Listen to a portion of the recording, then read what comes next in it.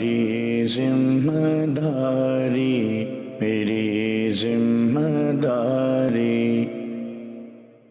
الحمدللہ رب العالمین والصلاة والسلام علی سید المرسلین، اما بعد فاعوذ باللہ من الشیطان الرجیم، بسم اللہ الرحمن الرحیم۔ الصلاة والسلام علیک یا رسول اللہ وعلی آلک واصحابک یا حبیب اللہ۔ الصلاة والسلام علیک یا نبی اللہ وعلی آلک واصحابک یا نور اللہ۔ پیارے پیارے اسلامی بھائیوں اور مدنی چینل کے ناظرین،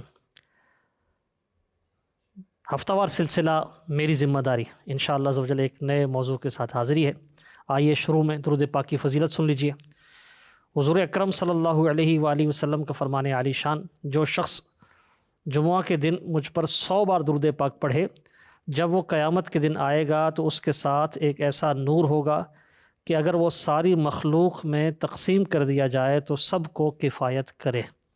صلو علی الحبیب صلی اللہ تعالی علی محمد وعلی آلہ وصحبہ وسلم۔ پیارے پیارے اسلامی بھائیوں، دعا مانگنا یہ بہت بڑی سعادت ہے۔ اللہ تبارک و تعالی نے قرآن پاک میں دعا مانگنے کا حکم ارشاد فرمایا، احادیث مبارکہ میں جگہ جگہ دعا مانگنے کی ترغیب یہ دلائی گئی ہے۔ ایک حدیث پاک میں ہے، کیا میں تمہیں وہ چیز نہ بتاؤں جو تمہیں تمہارے دشمن سے نجات دے، تمہارا رزق وسیع کر دے؟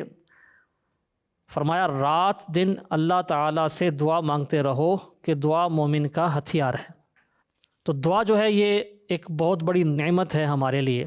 سبحان اللہ عز و جل، ہم اللہ تبارک و تعالیٰ سے مانگتے ہیں، اللہ تبارک و تعالیٰ جو ہم مانگ رہے ہیں وہ عطا بھی فرماتا ہے، اور سبحان اللہ دعا مانگنے والے سے خوش بھی ہوتا ہے۔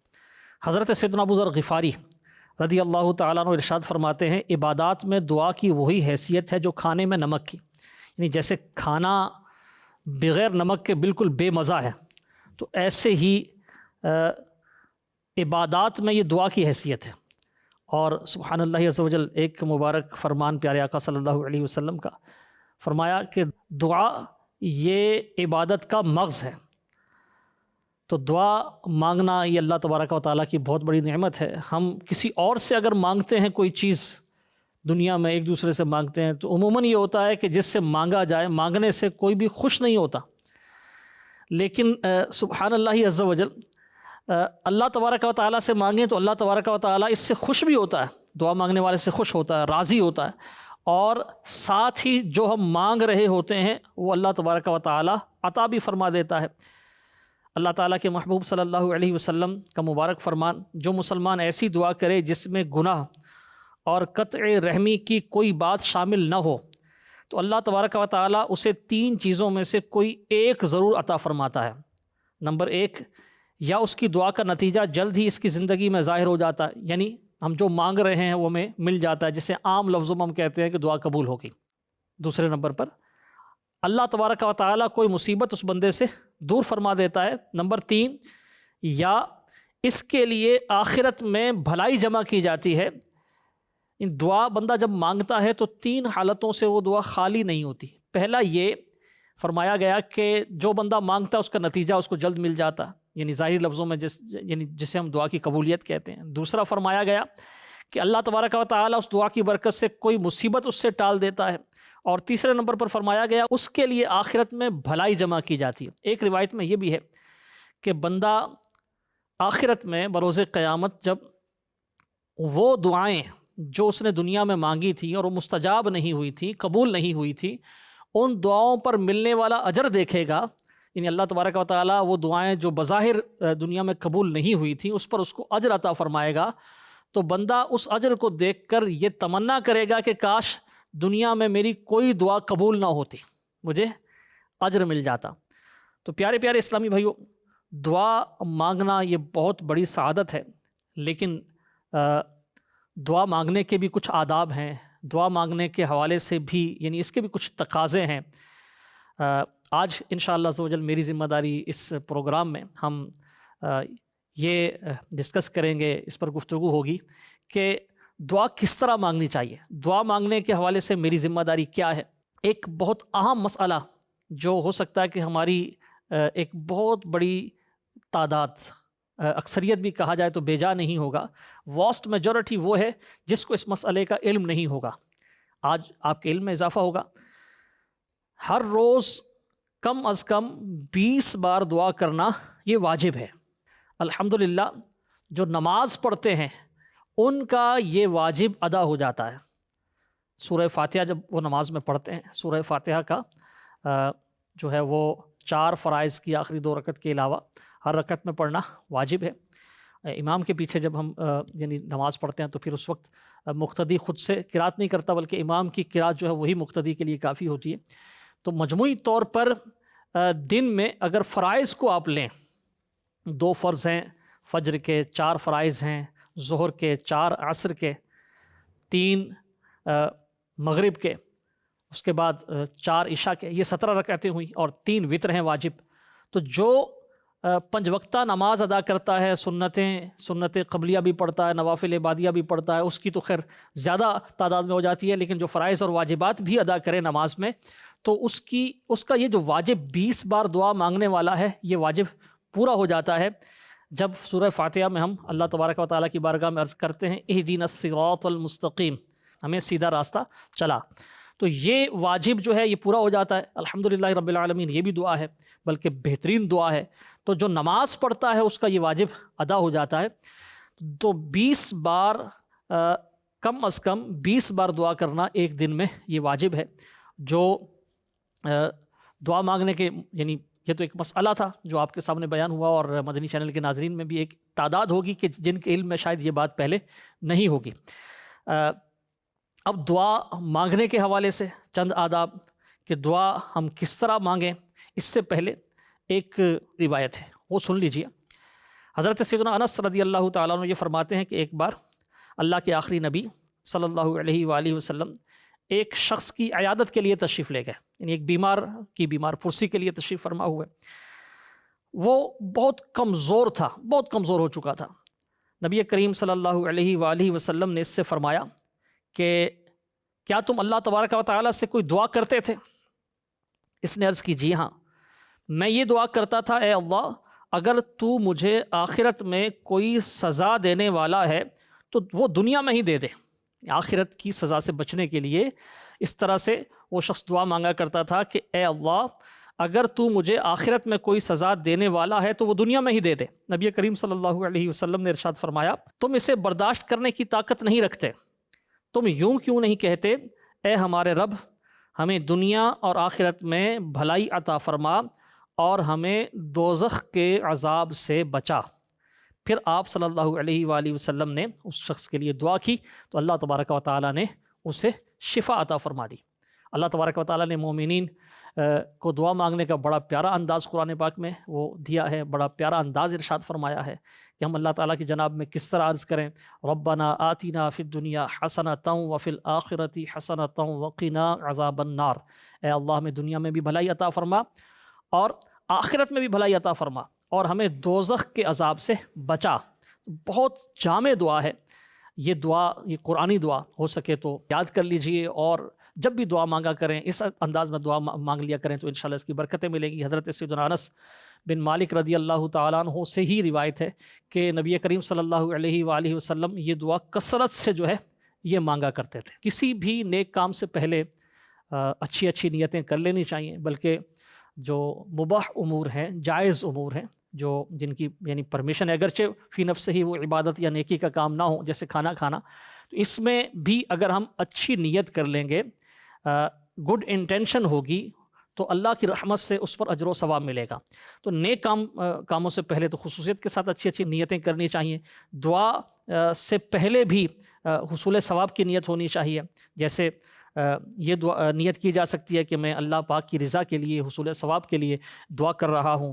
دعا کے حکم قرآنی ادعونی استجب لکم، یہ اللہ پاک کا فرمان ہے، مجھ سے دعا کرو میں قبول کروں گا، اس پر عمل کروں گا، یہ نیت ہو سکتی ہے۔ احادیث مبارکہ میں جو دعا کی ترغیب ارشاد فرمائی گئی تو اس پر عمل، احادیث مبارکہ میں جو اس کے فضائل بیان کیے گئے، ان فضائل کے حصول کے لیے ظاہری باطنی آداب جو ہیں اس کے، وہ ان پر ان کے مطابق ان کو اختیار کرتے ہوئے دعا مانگنے کی نیت ہو سکتی ہے۔ جو بالخصوص دعا مانگتے ہوئے جب بندہ یعنی اللہ پاک کی بارگاہ میں کچھ عرض کر رہا ہے تو ایسا نہ ہو کہ دل جو ہے وہ کسی اور طرف مشغول ہو، خیالات کہیں اور ہوں اور بندہ دعا میں ہاتھ اٹھائے، یعنی وہ دعا مانگ رہا ہو تو دل جمعی کے ساتھ اور حضور قلب کے ساتھ، دل کی حاضری کے ساتھ، دل کو ہر طرح کے خیالات سے پاک کر کے اللہ تبارک و تعالیٰ کی بارگاہ میں خشوع کے ساتھ، خضوع کے ساتھ حاضری، تو اس کی نیت کی جا سکتی ہے۔ شروع میں، آخر میں جو ہے وہ درود پاک پڑھنے کی نیت کی جا سکتی ہے۔ ایک بہترین انداز یہ ہے کہ ہم جب دعا مانگیں تو شروع میں الحمدللہ سے شروع کریں، الحمدللہ رب العالمین والصلاة والسلام علی سید المرسلین۔ یہ بہترین انداز ہے، پہلے حمد ہے، پھر اس کے بعد نبی کریم صلی اللہ علیہ وآلہ وسلم کی ذات والا صفات پر درود پاک پڑھنا ہے۔ تو اس انداز سے دعا مانگنا جو ہے وہ شروع کیا جا سکتا ہے۔ ان الفاظ میں اگر بالفرض نہیں بھی شروع کر پا رہے تو کوئی سا بھی درود پاک پڑھ کر آپ شروع کریں، آخر میں بھی درود پاک پڑھ لیں۔ تو دعا جو ہے اس میں ایک جو بہت اہم چیز ہے وہ یہ، جیسا دوران سلسلہ، دوران اس پروگرام کے دوران یہ بھی روایت سنی کہ ایک شخص جو اس طرح سے وہ دعا مانگا کرتا تھا کہ جو آخرت میں جو عذاب ہے، جو اللہ تبارک و تعالیٰ نے آخرت میں عذاب دینا وہ دنیا میں ہی دے دے، تو نبی کریم صلی اللہ علیہ وآلہ وسلم نے اس طرح دعا مانگنے سے منع فرمایا کہ بندہ اپنے لیے آزمائش کی دعا نہ مانگے، یعنی ہم آزمائش کے قابل نہیں ہیں، ہم اللہ تبارک و تعالیٰ کا جو عذاب ہے وہ سہنے کے قابل نہیں ہیں، اس کی طرف سے آنے والی جو ہے وہ آزمائشیں وہ ہمارے لیے مشکل ہو جائے گا ان کو سہنا۔ تو دعا کے دوران جو ہے یہ ایک بہت اہم بات ہے کہ ہم کس چیز کی دعا مانگیں، تو آزمائش کی دعا نہ مانگیں، اللہ تبارک و تعالیٰ سے اس کے عذاب کی دعا نہ مانگیں، بلکہ ہم جو ہے وہ عافیت کی دعا کریں اللہ تبارک و تعالیٰ کی بارگاہ میں۔ دعا کے دوران جو بہترین الفاظ میں، بہترین جملوں میں دعائیں کرنا، اس ایک آپ حکایت سے، روایت سے سمجھ لیجئے کہ بندہ جو ہے اگر غیر محتاط دعا کرتا ہے، کوئی ایسی دعا کرتا ہے کہ جو بظاہر اس کو بڑی اچھی لگ رہی ہے لیکن ہو سکتا ہے کہ وہ اس کے حق میں بہتر نہ ہو، جیسا کہ بنی اسرائیل میں ایک شخص بسوس اس کا نام تھا، تو اس کے بارے میں ہے کہ اسے یہ بتایا گیا، اسے یہ حکم ہوا کہ تیری جو 3 دعائیں ہیں وہ قبول ہوں گی۔ اس نے پہلی دعا یہ مانگی کہ اس کی بیوی، اس نے اپنی بیوی کے لیے یہ دعا مانگی کہ اللہ تبارک و تعالیٰ اسے سب سے خوبصورت کر دے، بنی اسرائیل میں تمام عورتوں سے زیادہ یہ خوبصورت ہو جائے۔ اس کی بیوی جو ہے وہ، اس کی دعا قبول ہو گئی اور وہ یعنی اس کی خوبصورتی سب سے بڑھ کر تھی۔ اب جب اس کا حسن و جمال اتنا بڑھ گیا تو وہ خود سر ہو گئی، وہ متکبر ہو گئی، غرور میں مبتلا ہو گئی، اور اس کی اس خوبصورتی پر غرور نے اس سے شوہر کا نافرمان بنا دیا۔ تنگ آ کر وہ یعنی اتنا تنگ آ گیا کہ اس نے اسے بد دعا دی، جب دوسری جو دعا تھی کتیا بن جائے، اس طرح اس نے بد دعا دی، تو یہ دعا بھی قبول ہو گئی اور وہ کتیا بن گئی۔ اب اس کے جو اولاد تھی، اس کے بیٹے تھے، انہوں نے اپنے باپ سے، بسوس سے رو رو کر کہا کہ یہ کیا ہو گیا، تو اس کے لیے دعا کی جائے۔ تو باپ نے جو ہے پھر بسوس نے یہ دعا کی کہ اللہ تعالیٰ اس کو اس کی اصلی حالت پر، جو اس کی پہلی حالت تھی، جس طرح اس کی پہلی شکل و صورت تھی، اس پر لوٹا دے۔ تو اللہ تبارک و تعالیٰ نے اس کی جو دعا ہے وہ قبول فرما لی، تو وہ اپنی جو اصل اس کی صورت تھی جس پر وہ پہلے تھی اسی پر لوٹ آئی۔ تو اب وہ نادان جو شخص ہے، 3 دعائیں اس کو یعنی قبولیت کا یہ مژدہ ملا، خوشخبری ملی کہ تم 3 دعائیں مانگو تو تمہاری قبول ہوں گی، لیکن اس نادان نے ایسی دعا مانگی کہ آزمائش میں آ گیا، پھر اس آزمائش میں اس نے بد دعا دے دی، اس کی بد دعا قبول ہوئی، تو بعد میں پھر وہ اپنے ہی بیٹوں کے ہاتھوں مجبور اس نے پھر دعا کی تو وہ اپنی اصلی حالت پر لوٹ آئی، یعنی جہاں کھڑا تھا وہیں دوبارہ آ گیا، اور اس کا ایک بہترین موقع اس کے پاس جو تھا دعا کی قبولیت کا، اس نے گنوا دیا۔ تو دعا جو ہے اس میں بہت اہم یہ ہے کہ ہم دعا کیا مانگ رہے ہیں، کن الفاظ میں مانگ رہے ہیں، اللہ تبارک و تعالیٰ سے کیا عرض کر رہے ہیں، یہ بہت اہم ہے۔ بعض اوقات ہم ایسی چیز مانگ رہے ہوتے ہیں جو ہماری نظر میں ہمیں لگتا ہے کہ بہت ہمارے لیے مفید ہے، لیکن وہ اس در حقیقت وہ ہمارے لیے مفید نہیں ہوتی۔ تو بعض اوقات وہ چیز ہمیں اگر نہیں ملتی تو ہم پھر شکوہ بھی کرتے ہیں کہ ہماری دعا قبول نہیں ہوئی۔ تو آپ نے پہلے سنا، بندہ مانگتا ہے تو اللہ تبارک و تعالیٰ اس کو یعنی اس کا نتیجہ اسے دکھا دیتا ہے، وہ دعا ظاہری صورت میں قبول ہو جاتی ہے، اللہ تعالیٰ وہ چیز اس کو دے دیتا ہے، یا پھر یہ ہے کہ اس کے بدلے کوئی مصیبت ٹال دیتا ہے، یا آخرت میں وہ اس کے لیے ایک نیکی کے طور پر، بھلائی کے طور پر، خیر کے طور پر وہ دعا جمع کر لی جاتی ہے۔ تو اگر ہماری کوئی چاہت ہے، ہماری کوئی خواہش ہے، ہم اس کے لیے جائز حاجت کے لیے دعا مانگتے ہیں تو اس میں کوئی حرج نہیں ہے، لیکن اگر بالفرض وہ بظاہر وہ دعا کا نتیجہ ہمیں نہیں مل پایا تو ہمیں دل چھوٹا نہیں کرنا چاہیے۔ ہو سکتا ہے کہ جو ہم مانگ رہے ہیں وہ ہمارے حق میں بہتر نہ ہو، اللہ تبارک و تعالیٰ اس سے بہتر ہمیں عطا فرما دے۔ ہم اپنی نظر سے دیکھ رہے ہیں، ہماری ایک اپنی سوچ ہے، اور اللہ تبارک و تعالیٰ جو ہے وہ علیم و خبیر ہے، وہ جو ہے یقیناً جو کرتا ہے بہتر کرتا ہے۔ دعا مانگنے میں ایک بہت اہم بات تو یہ ہے جس کی طرف جو علماء نے توجہ دلائی، اس کے ساتھ ساتھ دعا مانگنے کے بھی کچھ آداب ہیں۔ بندہ کسی کے پاس بھی جاتا ہے تو ظاہر ہے یعنی کسی کے دربار میں جاتا ہے، کسی کورٹ میں جاتا ہے، کسی افسر کے پاس جاتا ہے، کسی جو حکمران ہے اس کے پاس جاتا ہے، کسی یعنی وزیر کے پاس جاتا ہے، کسی بادشاہ کے پاس جاتا ہے، تو اس کے دربار کے بھی آداب ہوتے ہیں۔ تو اللہ تبارک و تعالیٰ کی بارگاہ میں بھی بندہ جب عرض کرتا ہے، کچھ دعا کرتا ہے، تو اس کے بھی کچھ آداب ہیں جو علماء نے بیان فرمائے ہیں۔ ایک تو یہ ادب بیان کیا گیا ہے کہ جب بھی دعا مانگیں تو با طہارت یعنی با وضو دعا مانگیں، انشاءاللہ عز و جل اس کی برکتیں زیادہ ملیں گی۔ اگر قبلے کی طرف رخ ہو تو بہت اچھا ہے۔ اس کے ساتھ ساتھ جب بھی دعا مانگیں تو توجہ کے ساتھ، بے توجہی کے ساتھ نہیں، لاپرواہی کے ساتھ نہیں، ہاتھ اٹھے ہوئے ہیں اور دماغ کہیں اور ایسا نہیں۔ ہاتھ اٹھانے میں بھی جو ہے نا وہ بڑا عجیب و غریب انداز اپنایا جاتا ہے۔ بعض لوگ یوں انگلیوں سے کئی کھیر رہے ہوتے ہیں کہ انہیں ہاتھ کے اندر ہاتھ رکھا ہوتا ہے، تو یہ جو مختلف انداز ہیں یہ بھی مناسب نہیں ہے۔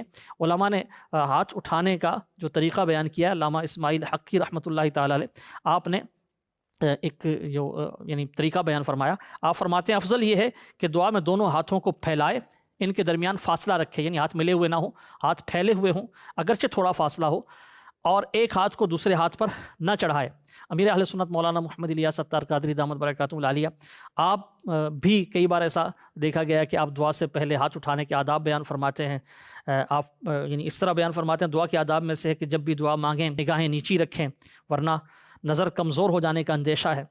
دعا کے لیے دونوں ہاتھ اس طرح اٹھائیں کہ سینے کی سیدھ میں رہیں، کندھوں کی سیدھ میں، چہرے کی سیدھ میں، یا اتنے بلند ہو جائیں کہ بغل کی سفیدی نظر آ جائے۔ چاروں صورتوں میں ہتھیلیاں آسمان کی طرف پھیلی ہوئی رکھیں کہ دعا کا قبلہ آسمان ہے، ہتھیلیاں جو ہیں یہ آسمان کی طرف پھیلی ہوں، انگلیاں مڑی ہوئی نہ ہوں۔ تو یہ یعنی ایک ہاتھ کس طرح اٹھائے جائیں، کس طرح اللہ تبارک و تعالیٰ کی بارگاہ میں دعا مانگی جائے، یہ انداز بیان کیا گیا۔ تو اللہ تبارک و تعالیٰ سے یعنی کیا مانگنا ہے، اس حوالے سے بھی جیسا کہ پہلے بھی ذکر ہوا، بعض دعاؤں کا مانگنا منع کیا گیا، جیسے دعا میں بندہ حد سے نہ بڑھے، یعنی اپنے لیے وہ مانگے کہ جو یعنی اس کو نہیں مل سکتا۔ جیسے انبیاء کرام علیہم الصلاۃ والسلام کا درجہ اور مرتبہ، کوئی عام شخص جو ہے، حضرات انبیاء علیہم الصلاۃ والسلام کو اللہ تبارک و تعالیٰ نے مرتبہ عطا فرمایا، اب ہم میں سے کوئی وہ اس مرتبے کی طلب کرے یا صحابہ کرام رضی اللہ تعالیٰ عنہم کے مرتبے کی طلب کرے تو یہ تو ہو نہیں سکتا۔ تو ایسے ہی یعنی ظاہری طور پر جو ممکن نہیں ہے، محال ہے، یعنی وہ امپاسبل ہے، نہیں ہو سکتا، بندہ اس کے لیے دعا مانگے۔ جیسے کوئی پستہ قد ہے، چھوٹے قد والا ہے، اب وہ جو قد بڑھنے کی عمر ہے اس کی وہ گزر چکی 30 35 40 سال کا، وہ یہ دعا مانگے کہ میرا قد بڑا ہو جائے، تو یہ جو ہے یعنی محال ہے، امپاسبل ہے۔ تو اس طرح کی دعا مانگنا، یوں ہی بندہ یہ دعا کرے کہ میں یعنی بغیر کسی واسطے کے آسمان پر چڑھ جاؤں، تو اس طرح کی دعائیں یہ نہ مانگی جائیں۔ گناہ کی دعا بھی نہیں کرنی چاہیے، یعنی دوسروں کے مال ناجائز طریقے سے حاصل ہو جائے، جیسے یہ ایک گناہ ہے، تو اس طرح کی گناہ کی دعا نہ کی جائے۔ یوں ہی قطع رحم، یعنی کوئی عزیز ہیں، رشتہ دار ہیں، ریلیٹیوز ہیں، تو ان میں آپس میں جدائی ہو جائے تو اس کی دعا نہ کی جائے۔ اللہ تبارک و تعالیٰ کی بارگاہ میں جب بھی عرض کریں تو حقیر چیز نہ مانگیں، جیسے یعنی حقیقت میں جسے ہم اعلیٰ سمجھتے ہیں دنیا کو، تو دنیا تو اللہ کی نظر میں حقیر ہے۔ تو اللہ تبارک و تعالیٰ کی بارگاہ میں دنیاوی مال کی دعا نہ کی جائے۔ ہاں یہ دعا کی جا سکتی ہے کہ اللہ تبارک و تعالیٰ جو ہے وہ اپنے کرم سے اتنا دے کہ بندہ کسی کا محتاج نہ ہو، کسی سے اس کو مانگنا نہ پڑے۔ تو ضرورت سے زائد کی طلب کرنا یہ بھی ناپسندیدہ ہے۔ تو دنیاوی مال کی تمنا کرنا، اس کی خواہش رکھنا، اس کے لیے دعا مانگنا، یہ بھی ناپسندیدہ ہے، ناجائز نہیں ہے۔ لیکن اللہ تعالیٰ کی جناب میں بندہ اعلیٰ چیز کا یعنی مغفرت کا عرض کرے، ترقی درجات کے لیے عرض کرے اللہ تبارک و تعالیٰ کی بارگاہ میں، آخرت کی بہتری کی دعا کی جائے، قبر و حشر میں کامیابی کی دعا کی جائے، تو اللہ تبارک و تعالیٰ سے حقیر چیز نہ طلب کی جائے۔ رنج و مصیبت میں، بیماری میں، کوئی اور ٹینشن ہے، کوئی اور پریشانی ہے، اس سے گھبرا کر، زندگی کی مشکلوں سے گھبرا کر جو ہے موت کی دعا یہ مانگنے سے بھی علماء نے منع کیا ہے۔ یعنی بعض لوگ جب بہت زیادہ پریشان ہوتے ہیں تو اس طرح کی ان کی سوچیں آتی ہیں کہ اس سے تو بہتر ہی تھا کہ ہم مر جاتے۔ تو دنیاوی مصائب، پریشانیاں، تنگ دستی ہے، کوئی اور معاملہ ہے، گھریلو جھگڑا ہے، تو اس طرح کی کیفیات میں یہ دعا کرنا کہ یعنی مجھے موت آ جائے، اس سے بھی علماء نے منع کیا ہے۔ ہاں، موت کی دعا مانگنے کی ایک جو صورت بیان کی گئی ہے کہ بندہ جو ہے اس انداز میں اللہ تبارک و تعالیٰ کی بارگاہ میں عرض کرے کہ خدایا مجھے زندہ رکھ جب تک میرے حق میں زندہ رہنا بہتر ہے، اور مجھے وفات دے جس وقت موت میرے حق میں بہتر ہو۔ تو یہ جو ہے اس طرح دعا مانگنا کہ مالک و مولا مصائب نے گھیرا ہے، مسائل ہیں، جھگڑے ہیں، یہ پریشانی ہے، وہ پریشانی ہے، تو اب تو جینا بھی میرا مشکل ہو گیا ہے، صبر کا پیمانہ جواب دے رہا ہے، مالک و مولا مجھے موت دے دے، تو اس انداز سے دعا نہ مانگی جائے۔ اللہ تبارک و تعالیٰ کی بارگاہ میں عافیت طلب کی جائے۔ کسی اور کے مرنے کی بھی دعا جو ہے وہ بغیر شرعی اجازت کے نہیں مانگی جا سکتی۔ اسی طرح کسی مسلمان کے لیے یہ دعا نہ کی جائے کہ یعنی اس کا ایمان پر خاتمہ نہ ہو، یہ کافر ہو جائے، کہ بعض علماء کے نزدیک کسی مسلمان کے لیے کفر پر خاتمے کی یا کافر ہو جانے کی دعا جو ہے یہ خود کفر ہے، یہ اس طرح دعا مانگنا۔ تحقیق یہ ہے کہ اگر کفر کو اچھا یا اسلام کو برا جان کر کہے تو بے شک کفر ہے، نہیں تو بہت بڑا گناہ ہے۔ اس کے علاوہ کسی مسلمان پر لعنت بھی نہ کی جائے، کسی مسلمان کے لیے یہ بد دعا بھی نہ کی جائے کہ اللہ تعالیٰ کا غضب اس پر نازل ہو۔ تو اس طرح اس انداز میں جو ہے وہ دعا نہ مانگی جائے۔ یوں ہی جس کا خاتمہ کفر پر ہوا ہو اس کے لیے مغفرت کی دعا نہ کی جائے۔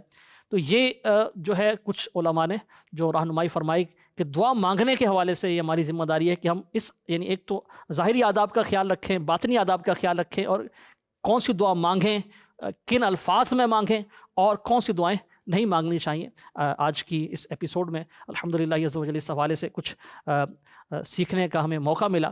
مدنی چینل دیکھتے رہیے، الحمدللہ عز و جل مدنی چینل دیکھنے سے معلومات کا وہ خزانہ ملتا ہے، علم دین کا وہ خزانہ ملتا ہے جو شاید آپ کو کہیں اور نہیں مل پائے گا۔ اللہ تبارک و تعالی ہمیں اپنی جناب سے جو ہے وہ دنیا و آخرت کی بھلائیاں عطا فرمائے۔ اللہ تبارک و تعالی ہمیں دنیا و آخرت میں اہل خانہ کے ساتھ اپنی رحمتوں کے سائے میں رکھے۔ مدنی چینل دیکھتے رہیے۔ صلو علی الحبیب صلی اللہ تعالی علی محمد وعلی آلہ وصحبہ وسلم۔ میری ذمہ داری، میری ذمہ داری